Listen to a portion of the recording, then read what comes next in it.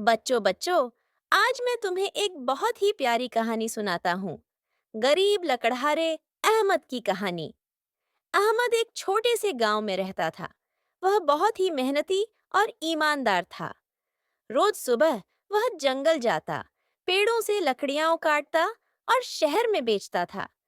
इन्हीं लकड़ियों से उसका और उसकी माँ का गुजारा चलता था।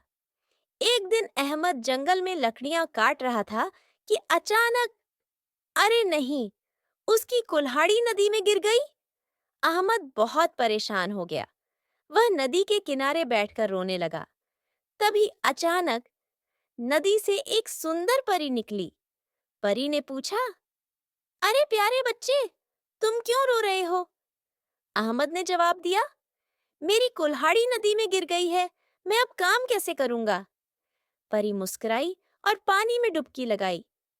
वह बाहर आई और उसके हाथ में चमचमाती सुनहरी कुल्हाड़ी थी। परी ने पूछा, क्या ये तुम्हारी कुल्हाड़ी है? अहमद ने ईमानदारी से कहा, नहीं परी जी, ये मेरी नहीं है, मेरी कुल्हाड़ी लोहे की थी। परी ने फिर से पानी में डुबकी लगाई।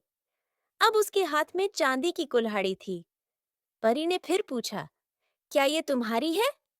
अहमद ने जवाब दिया, नहीं नहीं, मेरी कुल्हाड़ी तो लोहे की थी। आखिरकार परी ने पानी से लोहे की कुल्हाड़ी निकाली। परी ने पूछा, क्या यही तुम्हारी कुल्हाड़ी है? अहमद ने राहत के साथ कहा, जी हाँ, यही मेरी कुल्हाड़ी है। परी बहुत खुश हुई। परी खुशी से बोली, वाह अहमद, तुम बहुत ईमानदार हो, इसलिए मैं तुम्हें तीनों कुल्हाड़ियां इनाम में देती हूँ। अहमद बहुत खुश हुआ और तीनों कुल्हाड़ियां लेकर घर लौट आया। और बच्चों, अहमद की ईमानदारी की वजह से उसकी जिंदगी बदल गई। सीख, हमेशा सच बोलो और ईमानदारी से काम करो, क्योंकि ईमानदारी का फल जरूर मिलता है। प्यारी सी संगीत के साथ कहानी समाप्त।